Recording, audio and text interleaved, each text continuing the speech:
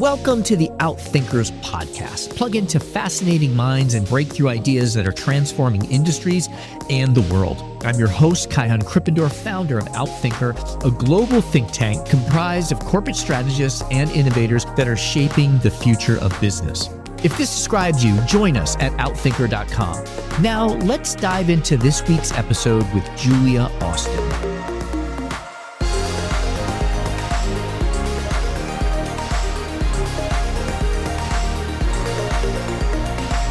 Failure is great when it comes to innovating inside of a big company because you have to do a lot of things before you're going to find one thing that is the next big thing for us, right? So if you've got 10 or 15 cool things incubating somewhere, maybe only one of them will actually bear fruit. But if we don't have that volume, we're never going to get that one thing. So we used to celebrate the failures. When I love that we did that, we give people rubber chickens or do other funny things and just say like, thank you for trying. Because you tried, we had enough volume that we got this one thing that's actually going to be great. So everybody wins. What if the difference between a big idea that dies on the whiteboard and one that scales into $1 billion company comes down to what you do after the spark? Our guest today has spent her career answering that question. Julia Austin has helped steer some of the most influential technology companies of our time, Akamai, VMware, DigitalOcean, through the chaotic leap from startup to global scale. She's also studied and guided countless founders as a professor at Harvard Business School and an advisor. And now in her new book, After the Idea, What It Really Takes to Create and Scale a Startup, she lays out the hard-won lessons of what separates ventures that thrive from those that stall. In this conversation, Julia and I explore the hidden phases between inspiration and execution, how to discover if there truly is a there, why the best experiments often look scrappier than most people expect, how leaders can design culture and organizational structures that don't just keep up with growth, but propel it. She also shares candid stories from immersing herself in customer environments to seeing companies through the turbulence of bubbles, crises, and IPOs that reveal the mindset of builders who endure. If you've ever wondered how to transform vision into momentum, or how to sustain innovation inside a scaling enterprise, you'll want to stay with us. Julia offers a practical, deeply human perspective on what it takes to move from an idea to an enduring impact. Let's dive in with Julia Austin. Julia, it is so great to have you on the podcast. I was thrilled to get a pre-reading copy of your book, and I read it on the beach, and I loved it. So it's thrilled to have you here. Thanks for being with us. Thanks so much for having me. I want to open up with the same two questions that I ask all of our guests. The first one is just to get us to know you a little bit more personally. Please complete this sentence for me. If you really know me, you know that. Know that I was a studio art major in undergraduate school. Wow. And is that a particular medium that you studied? I did everything. So painting, drawing, sculpting. However, it was the 80s. So back then, computer graphics was all programming. So I spent a lot of time in the computer lab while I was an undergrad. Ah, fascinating. I also studied art in the 80s. I went to a high school, then afterwards, at 12:30, I'd leave and go to a special school. We didn't have computers, though. But we did all the other media. Nice. All right. What's your definition of strategy? The strategy to me is not a document. It's not a 5-year plan. It's a living, breathing map that's usually defined by vision, but also market constraints and other constraints that you might be facing within your business. So it evolves, but it's as much about execution as it is about vision. Great. I got it. Yep. And I can see that in your framework, that there's the testing and learning and adapting, and then there are the different stages of the growth of the business and you kind of have a plan for the big, but your phases along the way. Love it.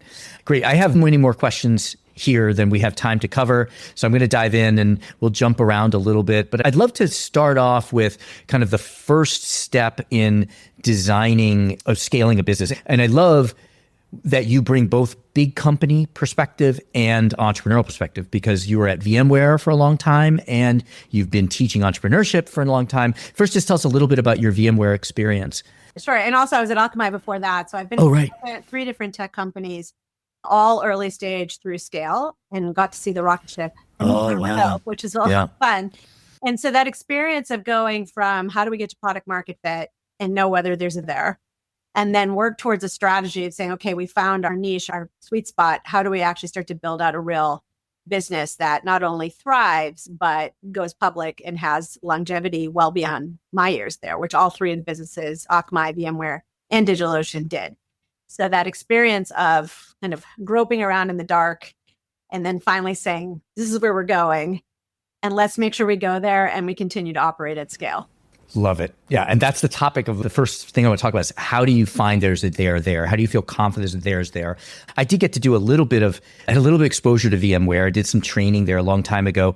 And with all these trainings, we do this 2x2, easy, difficult, high, low impact. And we always have to emphasize, don't give up on the difficult, high impact ideas, because those could really be, and at VMware is the only company where they told me, no, we need to tell them not to do that, because that's what they always want to get. They always get attracted to are the big complex problems that aren't solved yet.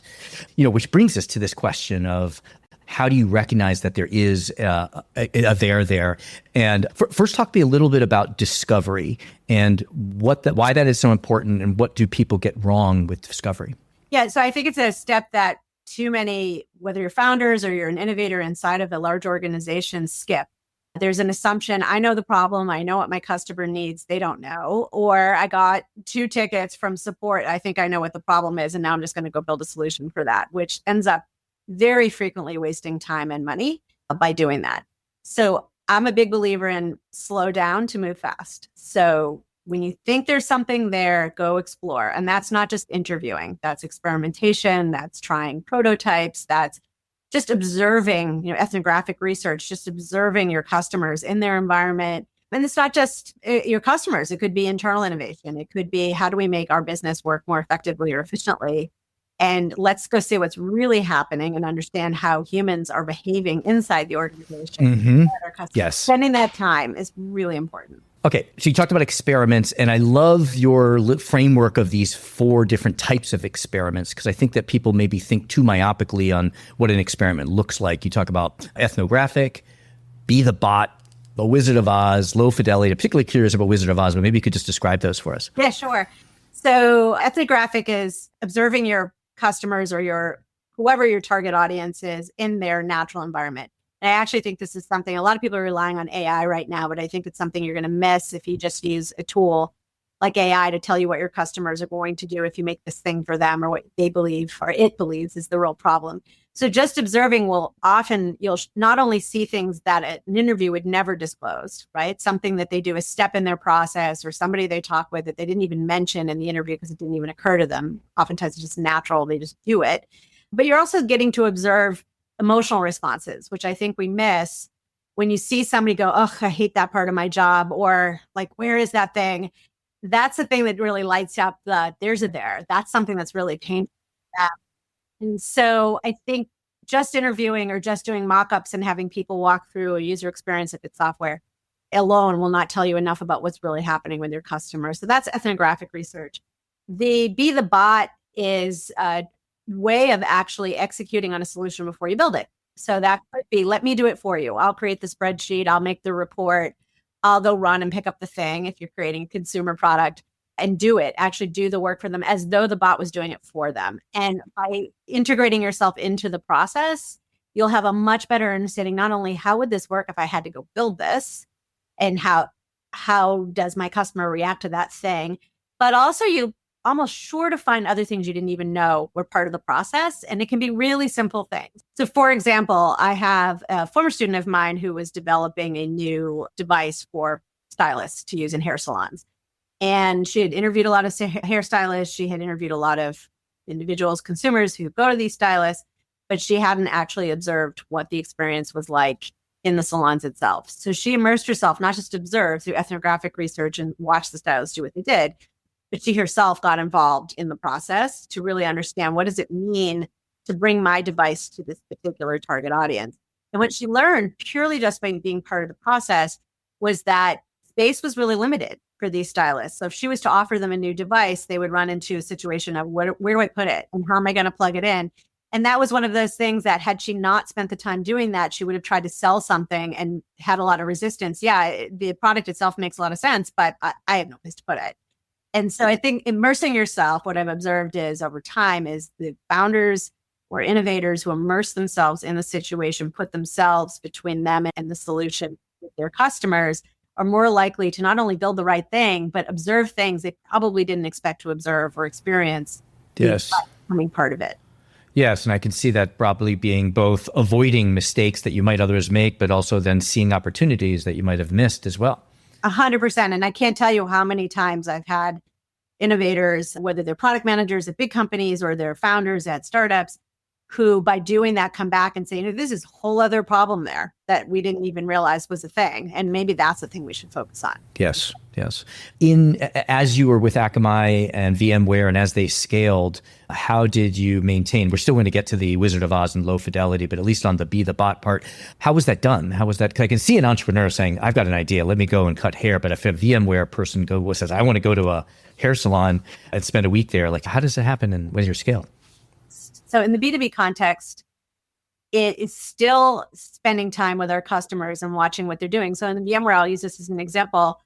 We would go to data centers and we would watch what sysadmins and data center operators were doing to just maintain things, or provisioning is a classic example. So at VMware, turning virtual machines from hardware to software, that's what virtual machines are. IT people were getting requests all the time to configure servers and machines for their customers who were employees or others in these large companies.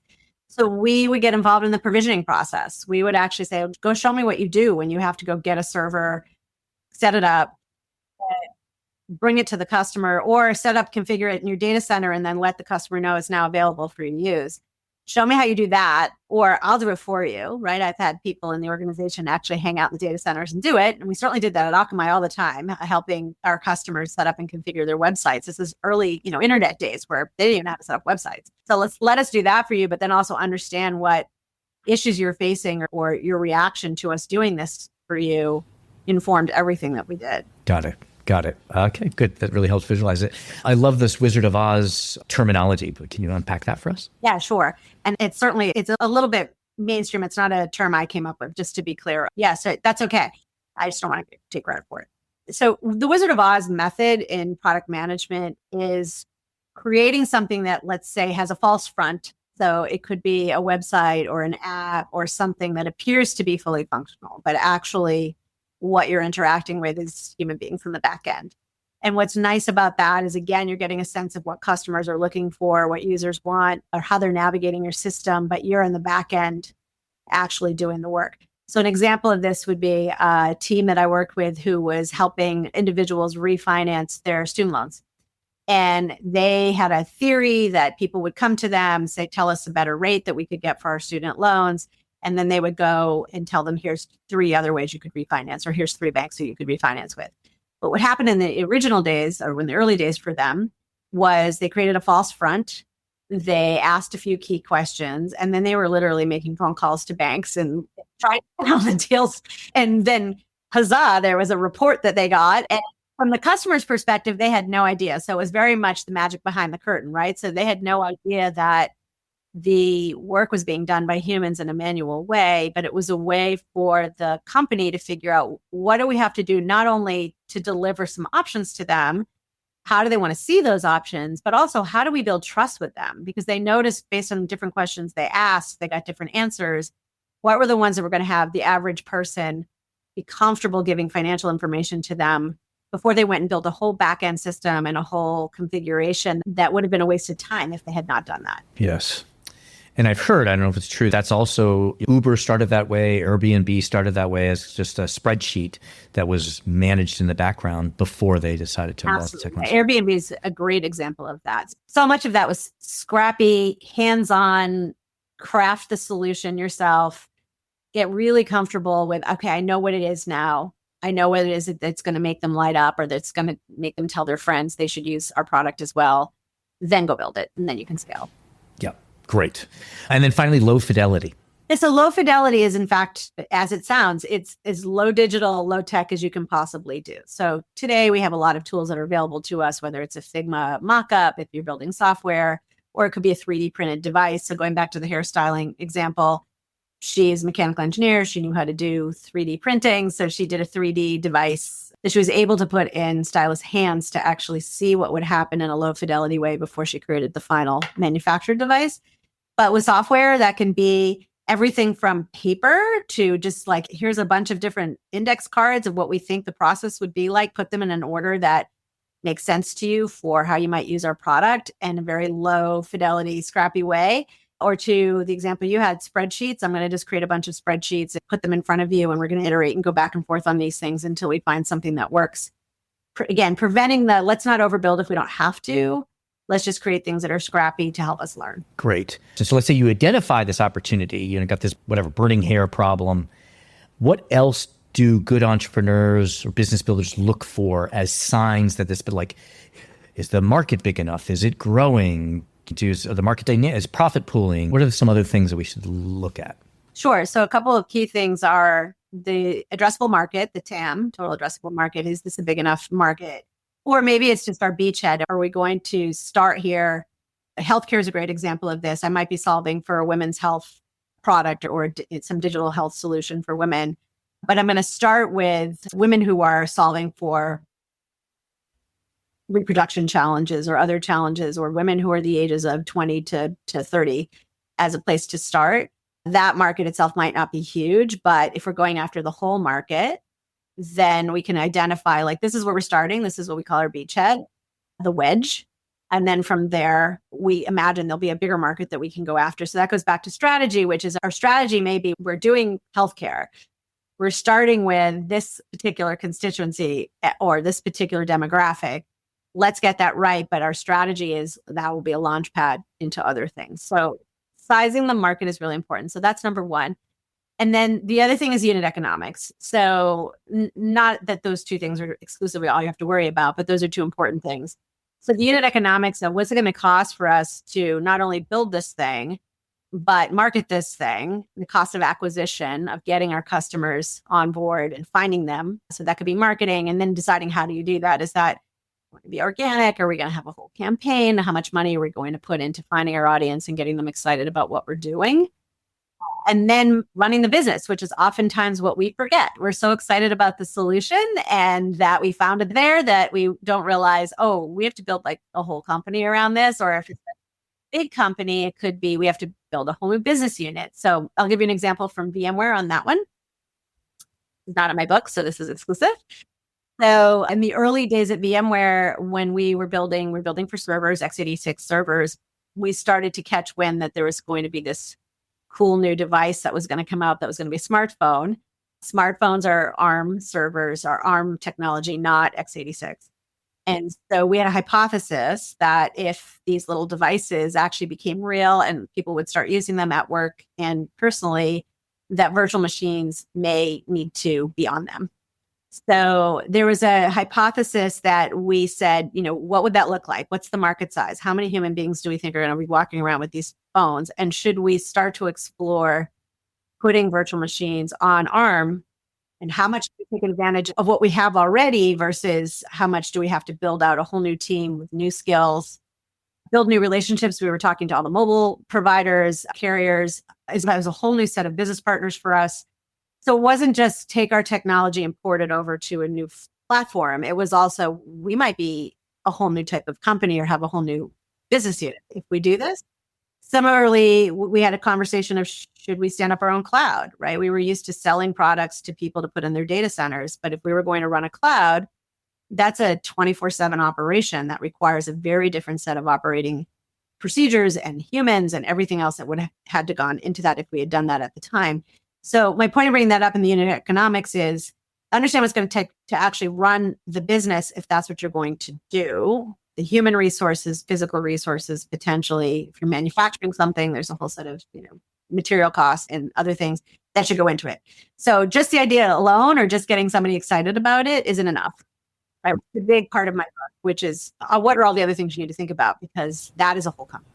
Yes, and I think many entrepreneurs just fall in love with the idea or the passion or whatever. And I'm actually I'm reading a book now just about entrepreneurs who are just very logical, just by the facts. They're not in love with their business and they have built amazing businesses. Because I'm much more of the follow the passion person, but not by choice. So you look at your TAM and you find your beachhead. You know you can win on the beachhead, but that doesn't necessarily mean that's going to allow you to win with the larger TAM.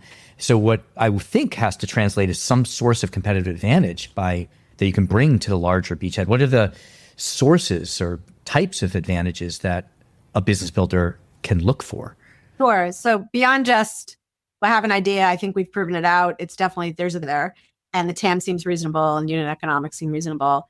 It's the first thing is, can we execute, right? Do we have the right team and the right credibility and skills to do this, right? So some teams naturally are those people. They either are domain experts, they're people who, again, using the healthcare example, maybe they're former clinicians, or maybe they were involved in some way in the industry where they really understand their customer and they have an old school term, but a Rolodex or connections that are going to open doors for them that maybe a competitor wouldn't have access to, which can be huge. So that's number one. Are you yourselves or your team the right humans to do this work, skilled and experienced and have the right connections to do it? Second to that is, are you surrounding yourself with other people like that? So that could be advisors, investors, other key people who can really, again, help you get through certain doors, especially if you're doing anything in large enterprise where that can be harder to do. And aligning yourself with people can help you navigate things, if you're new to this, like contracts and deals and other things that can be tricky. So the people, the skills, the domain experience are really important. Beyond that, it's funny, it used to be a time where things like IP and patents were really important to worry about or to file. I'm not a big believer in that unless you're doing something in like the life sciences or hard tech where you've truly innovated something bespoke that is coming out of a lab or something that's like truly special. Really, execution is what's going to do it for you. Patents are great to do. I work with a company, it's a robotics company. They're doing something quite interesting with their algorithms with robotic arms for big, large commercial kitchens. That's worthy of a patent potentially because they've really created something unique and special. But at the end of the day, if they can't execute and they're working with massive companies who are really hard to navigate, and just negotiating contracts alone is hard. I think that can be your competitive advantage. If you know how to figure out how to crack that code, how do we work with these big companies, or how do we get a large audience excited? For other businesses like consumer businesses, or if you're selling to consumers, it could be the influencer market. And a competitive advantage is, we find the right sort of luminaries or people who have a lot of followers who are going to promote our business and really make us credible. If it's not us, it'll be them. And that can be another competitive advantage. Love it. Love it. Okay. So great. So we've identified the beachhead. We've identified our competitive advantages. We're ready to go in. And I just want to talk now a little bit about building an organ and aligning the organization. Let's start with culture. What is your view in culture? Because there's a common view that kind of culture is people being happy, being a great place to work, and kind of treating employees well, which I think is important. But you point out that, just tell me, how do you build? Maybe take us through Akamai, for example. Yeah, sure. So I think what's really important with culture is not just the humans that you bring into your organization. And even if you've decided you're going to double down on AI and only have a tiny organization, you're still going to have humans that you're going to work with. Having good people and figuring out what does good mean for you and bringing different opinions and voices into the equation. So I like to say it's a culture add versus fit. So how are we diversifying? How are we making sure that we have a really inclusive organization where people not only enjoy coming to work every day, but they tell their friends like, hey, you should work here too, because it's amazing. And it's amazing because it's fun, it's interesting. So at Akamai, it was like that for me on day one. It was, wow, these people are really smart, but they're also like decent human beings.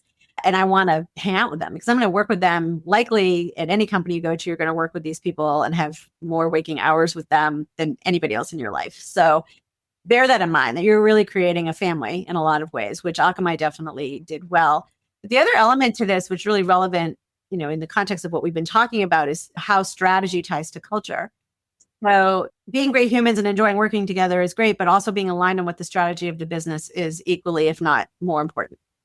So that involves being very transparent and clear and communicative about what your strategy is as an organization and making sure everybody is aligned on that. So I can start with Akamai and saying, Danny, our founder, was just extraordinary when it came to making sure that the whole business understood what we were doing and why we were doing it. And if we, early stage, we were shifting and pivoting a lot and trying to figure out our sweet spot. We had a solution for the internet to make it faster, but how it was really landing with our customers shifted over time. And he was excellent at making sure that he imparted in many different communication vehicles, whether it was an all company meeting or an email, here's what we're doing and why. So the what and the why are really important for the entire organization culturally to align with that and really understand this is what we're doing and we're rallying around the right things together as a unit, as opposed to silos or individuals who are trying to accomplish different things inside of the business. So there's this very cohesive, supportive business culture that all knew what direction we were going in and why we were going in that direction. And so when we lost Annie, which was very sad on 9/11, very tragic. However, sort of a very meaningful and a big inspiration for why I do what I do was because we had that foundation, that clarity, and everybody knew what the strategy was. We could have easily gone out of business without his vision and leadership. But in fact, he had embedded all of that into the culture of the organization, and we continued to thrive after the bubble burst. And the company to this day thrives as a massively successful company. And I can say the same thing about VMware. There was never a single person, I can tell you, a couple hundred people to when I left and there were 15,000 people. Everybody knew what our vision and our strategy was at that company. There was nobody questioning, why are we doing that? Or what is this about? And when new things happen, we were innovating all the time at VMware. That was a time for us to take a step back and ask ourselves as a leadership team, is everybody clear about what we're doing and why we're doing it? Right. So if we did an acquisition, we did a lot of acquisitions when I was there. So we did innovation through acquisition as well as innovating inside the business. It wasn't just, hey, we bought this company, but let's help everybody understand this company is complementing something we're already doing here, or we're going into a new market segment and it's critical for us to have this thing. Whatever it was, making sure everybody understood this is why we're doing this thing. And that alignment made it just a very healthy culture and a fun place to be. Love it.